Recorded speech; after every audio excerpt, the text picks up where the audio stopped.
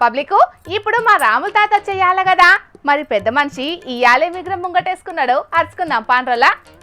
ఓ తాత ఏం చేస్తున్నావే? ఎవ్వని దెబ్బలు చినిగేటందుకు, ఎవ్వని బట్టలు, ఎవ్వని చేతులు దెబ్బలు తినేటందుకు, ఎవ్వని ఈపులు. ఆడ ఏడ ఏడ చూసిన బస్సులల్లో భజన తప్పలేదు మా అమ్మగోళ్ళకు. ఎసంటి రాత రాత్రిరయ్యా పాలకులారా. అయ్యో ఏమైందా తాత? పెయ్యి మీద బట్టలన్నీ పేల్కలు పేల్కలేనాయి, మూతి ముక్కు కమిలిపోయింది. ఏమైందే? ఓవలు కొట్టిండ్లు అంతగానం? మీకు ఓట్లేసి తన్నిచ్చుకున్నాడు అంటే గిదే కావచ్చు. దీనికి మించిన మంచి ఉదాహరణ ఇంకా ఏముంటది? ఊరియ బత్తాల కోసానికి పోతే లైన్లల్లా తన్నుకునుడేనా, బస్సులు ఎక్కితే సీట్ల కాడ ఆడోళ్ళతోటి తన్నులు తినుడేనాయ.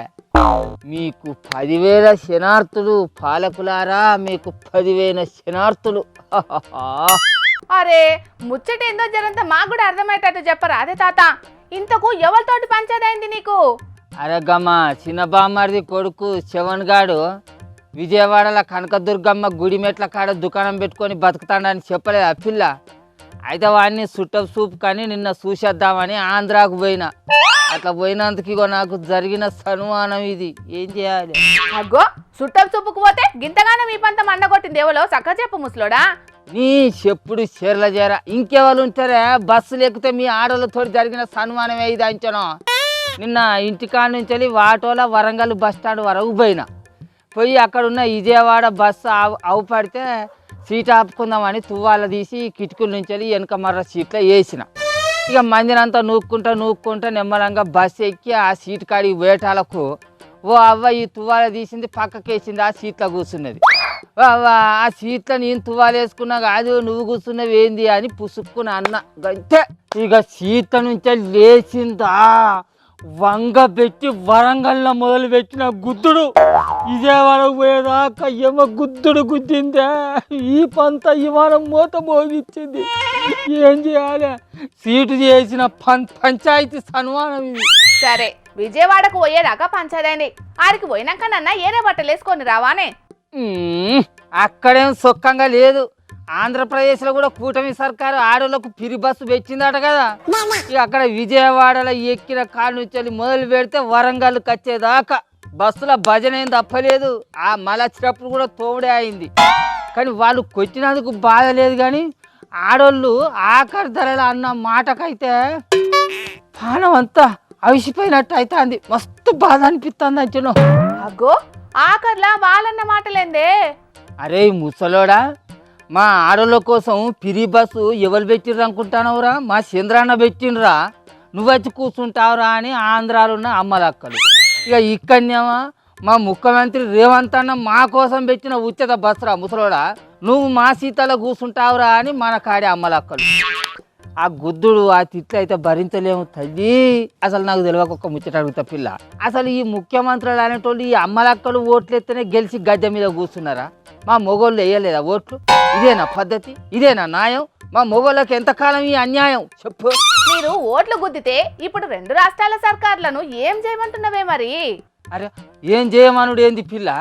ఆడోళ్ళ కోసమేమో ఉచితంగా పిరి బస్సు పెట్టి వాళ్ళను కూర్చుండబెడతారు.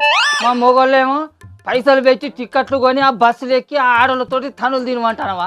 ఇదేనా పద్ధతి? ఇదేనా న్యాయం?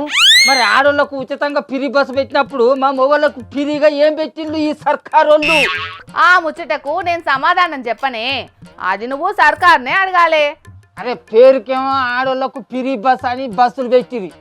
3-4 ట్రిప్పులు తిరిగే కాడ ఒకటే ట్రిప్ బస్సు పెడితే ఆడోళ్ళు బస్సులు ఎక్కి సీట్లు ఆపుకొని కూర్చోబెడతారా? టికెట్లు కొన్న మేమేమో సీట్లు దొరకక ఆడోళ్ళు గుద్దే పిడుగుద్దులు ఏమో గుద్దుడు. బాబా ఇక చూడు ఎట్లా గుద్దులు గుద్దిర్రో, కమిలిపోయింది ఏడి కాడికి.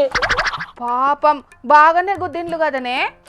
లోపల నవ్వు ఆపుకుంటాను కదా అని అలక తక్కువదానా అంటే నా బాధ చెప్పుకుంటా అంటే నీకు నవ్వులాట అనిపిస్తుంది బొమ్మ. చూద్దాం మా మొగళ్ళ ప్రతాపం ఏందనేది వచ్చే ఎలస్కల నాటికి చూపెడతాం. మా మొగళ్ళకు కూడా సపరేట్ బస్సులు పెట్టకపోతే ఇప్పుడున్న ఈ సర్కార్లకు మా సంగతి ఏందో చూపెడతాం చూడు.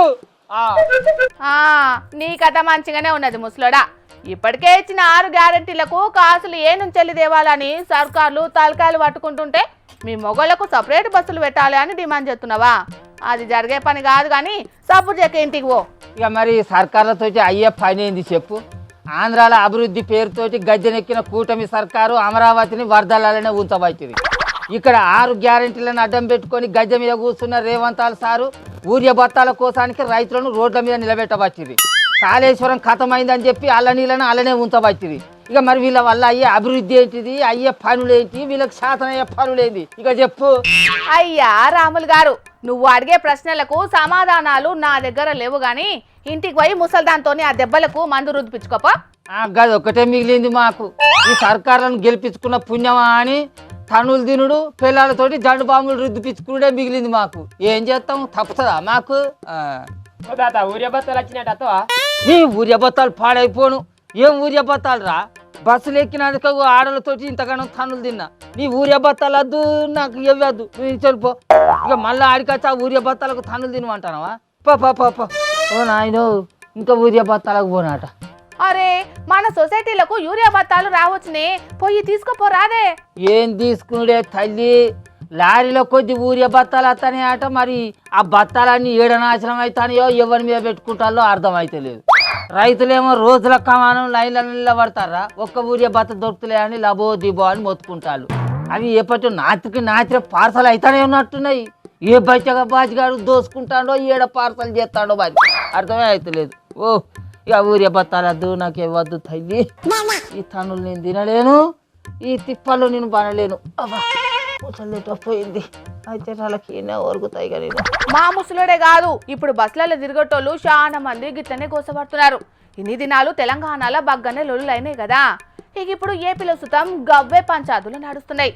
అటు ఆటో డ్రైవర్లు సుతం మాకు న్యాయం చేయాలని ఆడాడ నిరసనలు కూడా చేస్తున్నారు. కానీ సర్కారు మాత్రం అవేం పట్టనట్టే చేస్తున్నది.